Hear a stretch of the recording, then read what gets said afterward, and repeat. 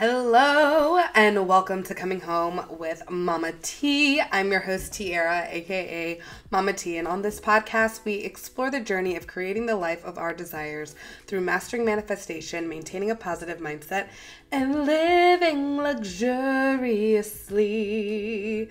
One of these days my voice will be fully back and I can do that better. But anyways, today I want to talk to you about the in-between, the integration space of us as we move through this life's journey and as we are up-leveling ourselves. I'm super excited that we have the Activate Your Inner Shift meditation series that is out for you to sign up for right now. If that's something that you would be interested in, it is free for you. All you have to do is go to www.mamateenergy.com, scroll down, and there will be a little form box where you just put your name and your email address, and you will be emailed the link to start your shifting journey. And in this meditation and information series, you're going to learn about 4 stages of really working on shifting your mindset so you can become the version of yourself that you desire. So as we are on this up-leveling journey, this journey of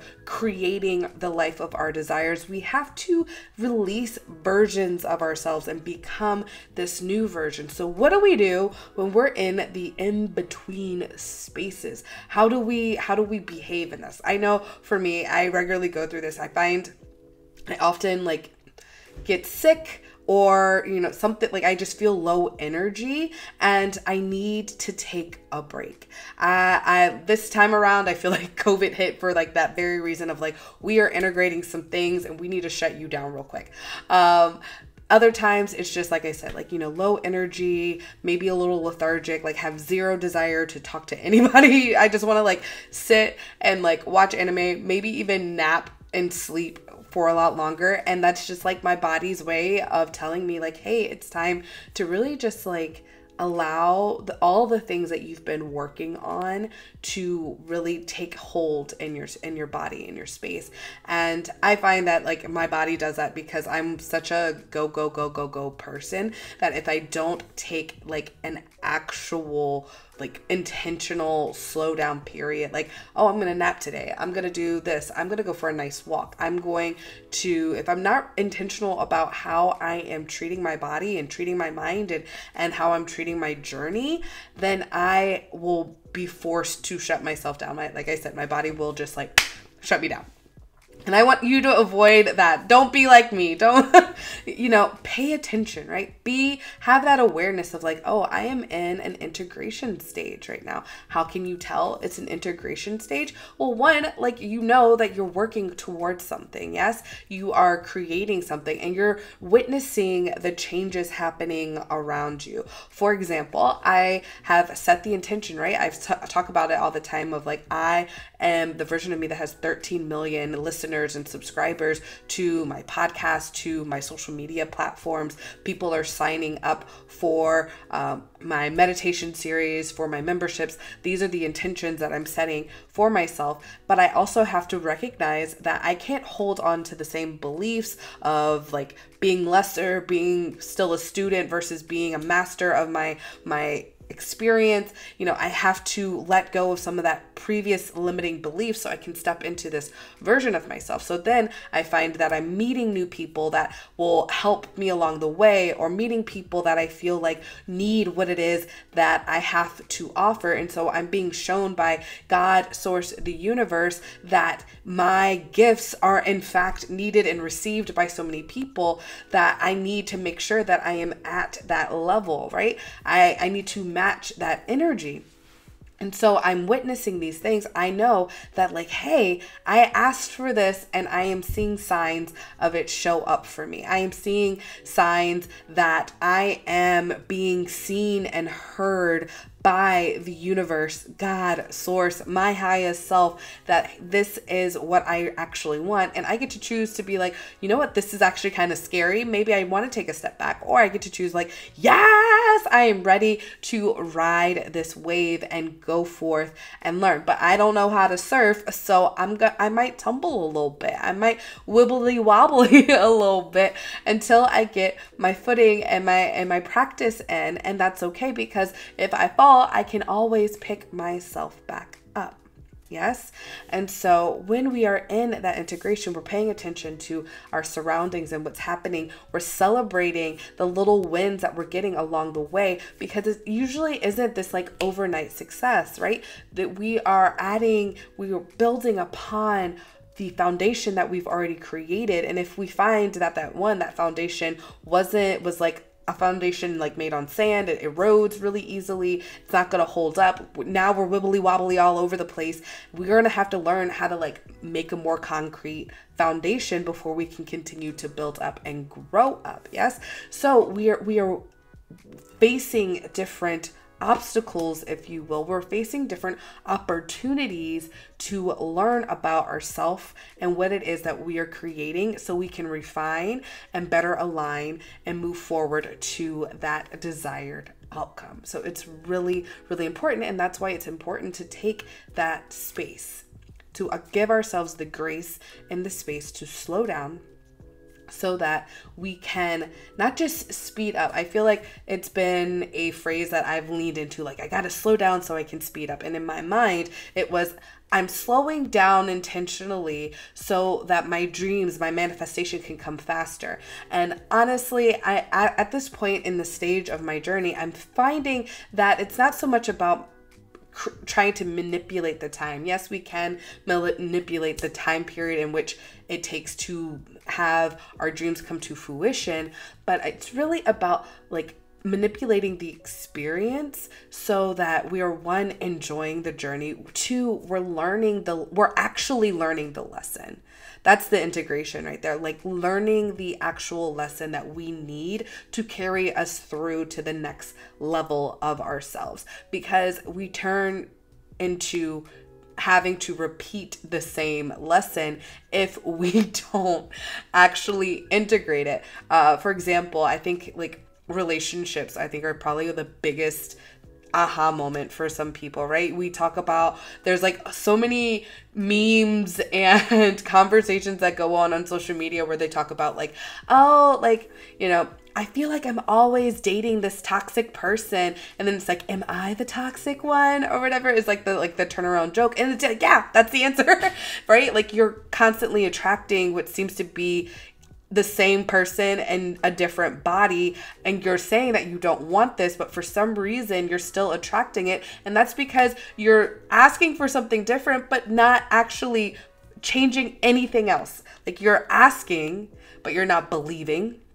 You're not in a place of receiving. You're not in a space of actually behaving any differently, right? Your behavior, your belief structure is going to inform your behavior. So if you're over here like, okay, like I want a really, really nice person who is like generous, and they are, I don't know, they like hockey, they like what, I don't know, list whatever attributes as you will that you're looking to connect with. And then, but on the flip side, you're over here like, oh, I would love to meet this, but this person doesn't exist. Like they're only in anime or fairy tales or whatever romance novels, spiciness, Actar, whatever that you're reading.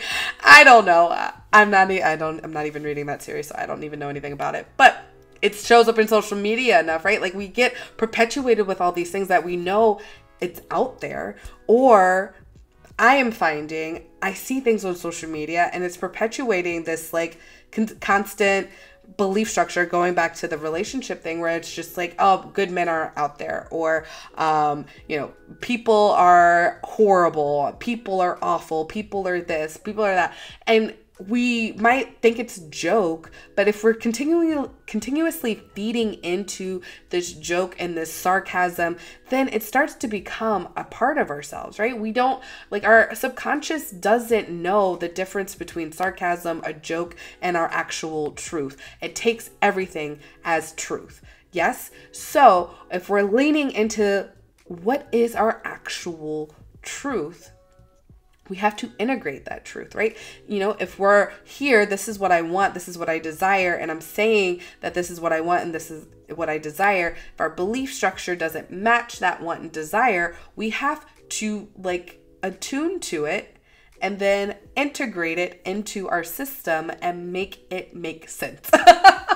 Make it make sense, honey, right? And so we have to give ourselves that time and that space. We have to have that self-awareness to recognize what we're doing in this world, right?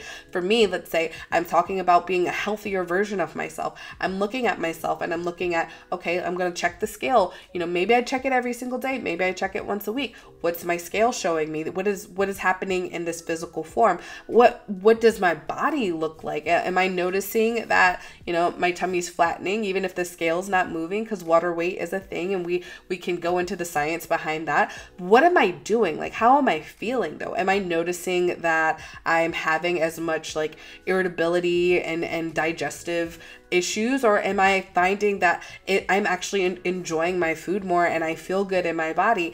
Am I finding that I'm actually finding joy and like chopping up onions and cooking and making home remedies and doing things? Am I finding that this feels more connected to the version of myself that I asked to become? Like, am I believing that, like, yes, I can be healthier? Am I believing that, yes, like I can find joy in food that is also nourishing to my body and not like even, you know, not full of crap, for the lack of a better word? Am I noticing my taste buds changing? Because I will tell you this, like, one thing that I've noticed on this journey, the more I like remove certain things from my regular habits of eating, like for example, what's the word, that processed foods, right? I notice that like if I have less processed foods and I'm getting, you know, my taste buds are getting more acclimated to, you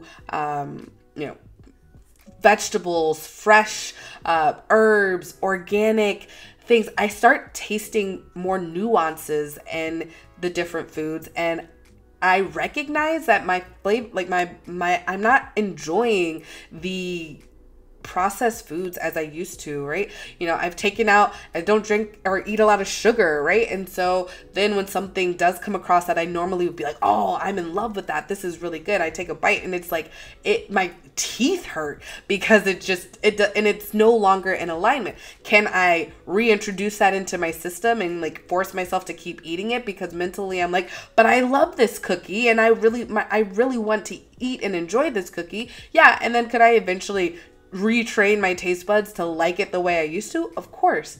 But I can also be like, you know what? This is actually kind of exciting to not really enjoy this thing that I already know isn't the best for me and it's not going to make me feel good in like, you know, the next 20 minutes after I eat it.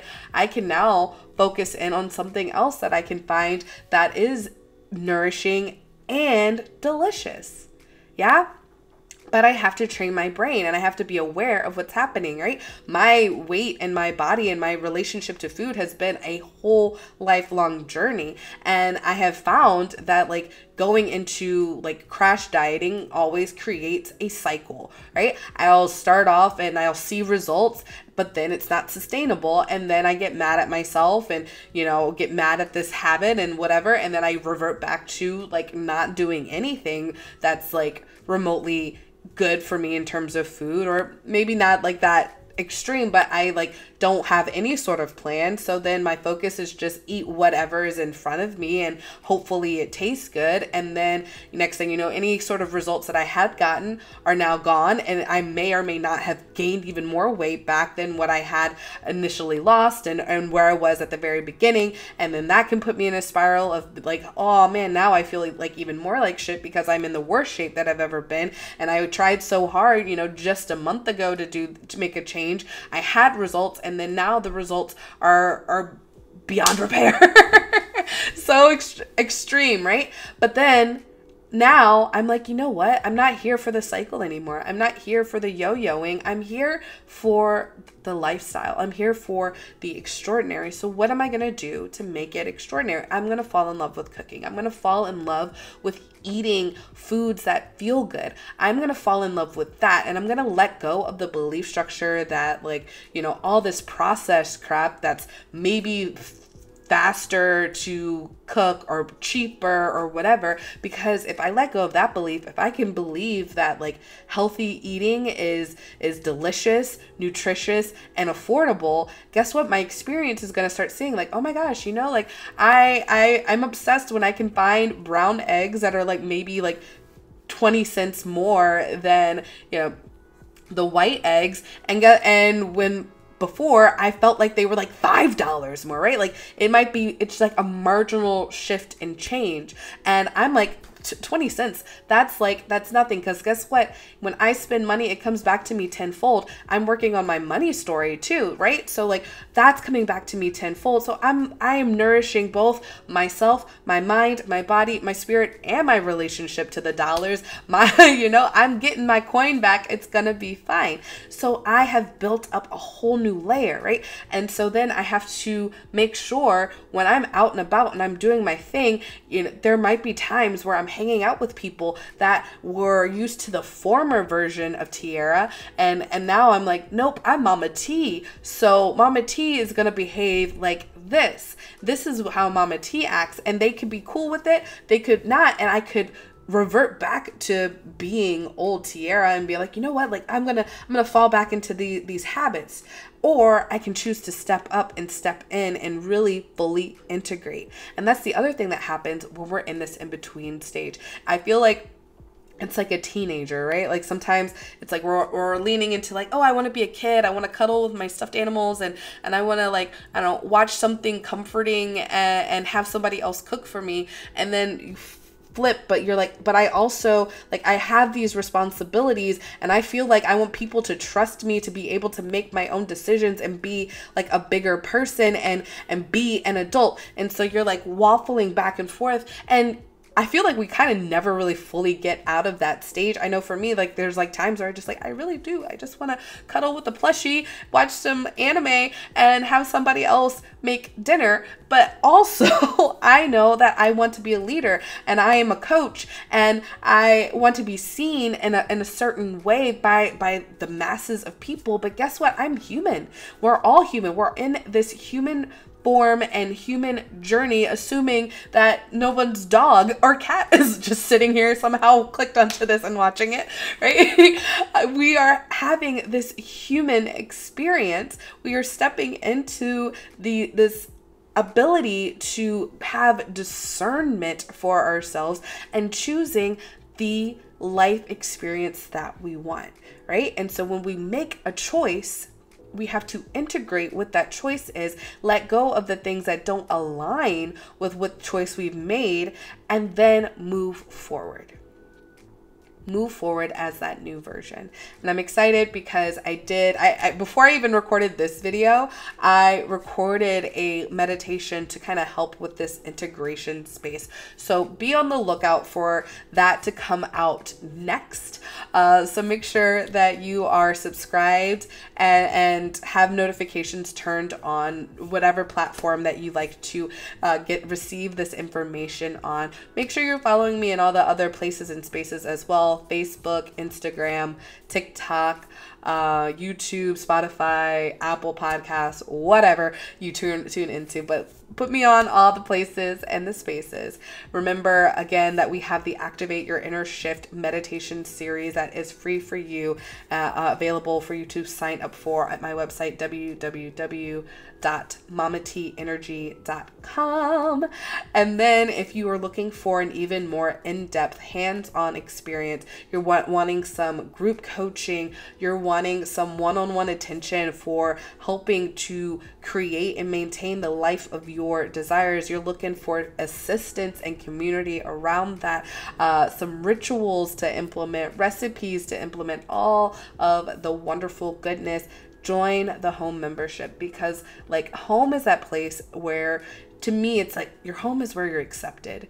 Your home is where you're allowed to grow and flow and learn more about yourself. Home is where you go to be connected with yourself and those who love and support and want to nourish on you. So that is what I have, and that's what I envision for this virtual space. And then of course, if you're like, okay, that's great, but I want even more deep, like I want focus, I want deep focus on me and where I'm going and what I'm doing. I'm not playing around. I have 0 games to play. I am in it to win it. Then let's talk about one-on-one mentorship. You can also go to my website. Everything is accessible at my website, www.mamateenergy.com, and book a call with me, and we can see if one-on-one mentorship is a good fit for you, boo-boo. And with that, catch me on the next episode. I hope you're having a phenomenal day, and I will see you next time. Thank you, friend.